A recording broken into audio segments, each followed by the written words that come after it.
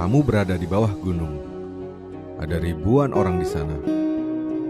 Saat kamu memutuskan untuk berjalan ke atas, semakin jauh, semakin naik, semakin tinggi, maka perlahan jumlah orang yang berada di sekitarmu akan semakin sedikit. Dari ribuan menjadi ratusan, lalu semakin ke atas, mungkin hanya puluhan saja yang tersisa. Di atas ternyata lebih sepi. Di video ini, kita akan membahas topik mengenai jalan sunyi menuju sukses, The Lonely Road to Success. Kita akan belajar bagaimana mencintai rasa sepi, melihatnya sebagai sebuah pertanda bahwa kita berada di jalur yang tepat, bukan sebagai suatu kekhawatiran yang tak perlu. Mari kita mulai.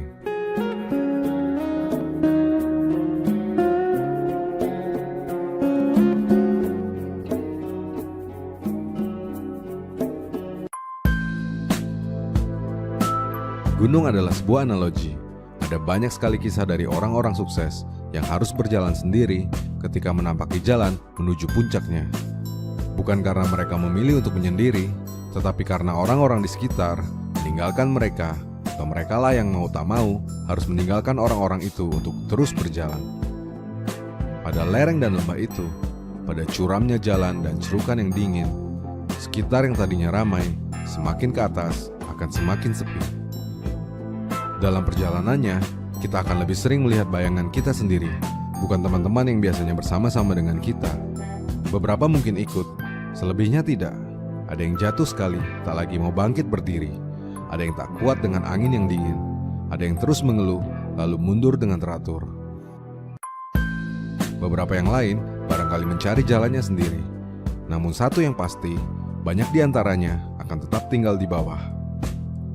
Saat itulah, teman, keluarga, partner, orang-orang yang tadinya bersama-sama dengan kita, yang tadinya begitu cocok, yang tadinya begitu matching, akan mulai hilang satu persatu. Pada suatu titik, banyak hal mulai berubah. Semua tak lagi sama. Sebab saat kita sudah membicarakan bunga yang tumbuh di atas bukit, teman-teman masih saja meributkan rumput dan belukar yang ada di bawah. Di bawah gunung ramai, di atas ternyata lebih sepi. Kesendirian adalah kenyataan paling pahit dari kesuksesan. Sebab bagaimanapun juga, puncak adalah tempat hanya bagi mereka yang berani.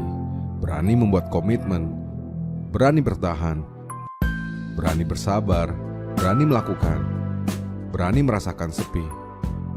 Barangkali benarlah memang jika rasa sepi itu terlalu di-undervalue, terlalu sering dijadikan momok, lewat jauh ditakuti.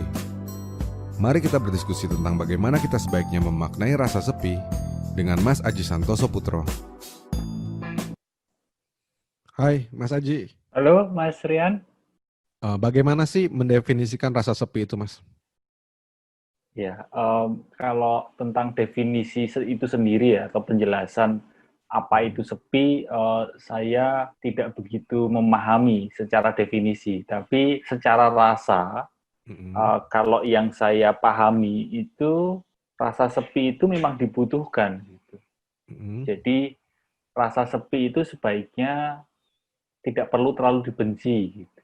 Sayangnya yang jadi masalah, selama ini kita dididik, dirawat sejak kita kecil itu kesepian, rasa sepi itu menjadi hal yang kita beri label negatif gitu. Bener gitu ya, Mas ya. Jadi Betul. kayak sesuatu yang mesti kita hindari, sesuatu yang mesti kita lawan gitu. Padahal itu adalah sesuatu yang kita butuhkan gitu. Semacam negatif ya, sesuatu yang negatif itu kita perlukan supaya positif itu kita rasakan gitu. Jadi dua hal yang selama ini kita pikir kontradiksi, sesuatu yang berlawanan, itu sebenarnya saling melengkapi. Sehingga rasa kesepian itu kita butuhkan supaya kita bisa merasa kebersamaan gitu. Sayangnya selama ini sumber masalahnya yang saya rasa ya, mungkin tidak bisa digeneralisasi ke semua orang, tapi sebatas yang saya rasa pengalaman saya sendiri, sejak saya kecil itu saya dididik untuk hindarilah kesepianmu dengan cara mendekati keramaian gitu. Nah, seperti di masa sebelum pandemi, ketika merasa sepi, kita cukup terlatih untuk mengambil jalan keluar dengan cara nongkrong bareng teman-teman, jalan-jalan ke Ya. mall, mendekati ke kerumunan dan sebagainya. Pokoknya hore lah gitu. Mm-mm. Nah, tanpa sadar, akibat itu semua membuat kita asing dengan diri kita sendiri. Oke. Ya kenapa bisa asing dengan diri kita sendiri? Ya iyalah karena kita lebih sibuk untuk berinteraksi dengan orang lain, untuk mendapatkan perhatian dari orang lain, sedangkan kita kekurangan waktu untuk memberi perhatian kepada diri sendiri, kita kekurangan waktu untuk mengenal diri kita sendiri, sehingga kita menjadi asing dengan diri kita sendiri. Berarti betul ya Mas, kalau orang bilang jika ingin menemukan diri kita sendiri, itu tidak bisa dilakukan selain dengan rasa sepi. Betul Iya, nggak Mas? benar.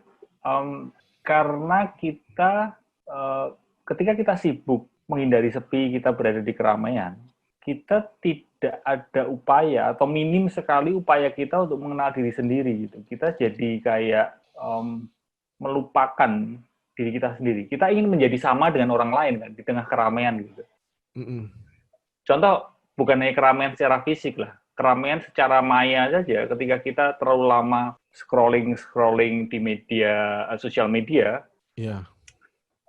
kita tanpa sadar ingin menjadi sama dengan orang lain, sehingga identitas diri kita itu menjadi blur. Iya. Nah, maka memang diperlukan meluangkan waktu untuk menyendiri, untuk menepi, untuk menyepi, supaya kita bisa membaca diri kita sendiri. Oke. Kalau begitu frekuensinya bagaimana kita mengatur itu supaya itu menjadi sesuatu yang sehat gitu loh. Ya, kalau kita merasa bahwa selama ini kita terlalu sibuk, terlalu banyak waktu yang kita gunakan untuk berinteraksi dengan orang lain, maka frekuensinya sebenarnya ya perlu diperbanyak untuk menepi dan menyepinya. Tapi sayangnya Hmm. itu butuh keberanian yang luar biasa, Mas. Untuk menepi, menyepi itu ya kita takut lah untuk sendirian. Mm-mm. Maka mungkin jalan tengahnya, jadi biar gak terus langsung kaget, langsung sebulan menepi gitu. Sebulan terus meluangkan waktu buat sendirian, itu kan kayak nakutin banget gitu. Mm-mm. Jadi mungkin jalan tengahnya, jalan yang mungkin praktis, mudah ditempuh adalah ya paling tidak dalam satu hari luangkan waktu 15 menit, 20 menit untuk duduk diam, hening, menepi, menyendiri. Itu bukan semata-mata harus ke puncak gunung, harus di tengah hutan, enggak. Tapi bisa kita lakukan dalam kehidupan modern ini 15 menit, 20 menit di dalam kamar, di satu tempat, duduk diam hening, mungkin di pojokan ruangan, pejamkan mata, ya kita hanya bertemu dengan diri kita sendiri gitu. Semacam membaca pikiran kita sendiri, mengamati perasaan kita sendiri gitu. Oke.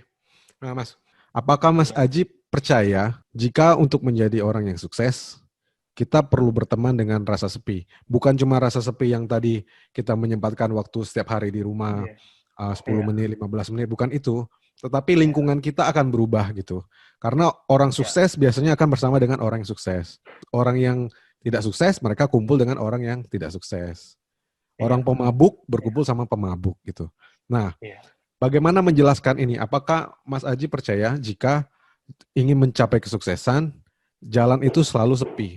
Nah, tolong dijelaskan Iya. bagaimana supaya kita bisa mengerti, Mas. Ya, kalau kalau saya percaya sekali sih, Mas.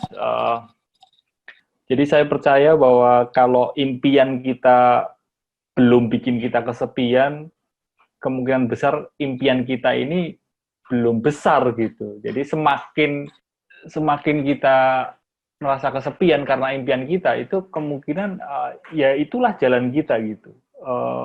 Saya memahami bahwa perjalanan hidup ini memang perjalanan untuk berdamai dengan kesepian gitu. Seperti salah satu judul bukunya Paulo Coelho, Winner Stands Alone gitu. Karena begini, kalau kita punya impian gitu, tentu impian kita ini kan berbeda dari kebanyakan orang kan. Dari pola pikir itu saja, maka kita memang jadi anomali gitu dibandingkan kebanyakan orang, dan disitulah sebenarnya kita sudah memilih untuk kesepian gitu, sehingga ya nggak apa-apa gitu. Itu adalah risiko kewajaran, itu adalah akibat yang bisa dipastikan akan kita terima. Kalau kita memang kepingin sukses, kepingin mendobrak hal-hal yang sudah mapan gitu, kita akan keluar dari kerumunan gitu.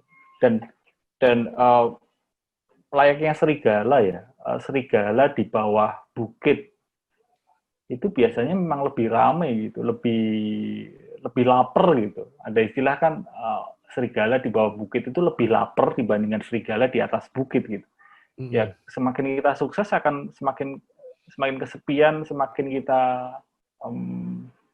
bertemu dengan diri kita sendiri gitu. Jadi, bagaimana menurutmu?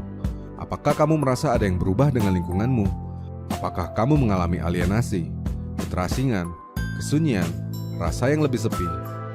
Jika itu terjadi pada hari-harimu yang produktif, barangkali itu karena kamu sedang berada pada jalur menuju bukit, menuju atas, dan menuju puncaknya.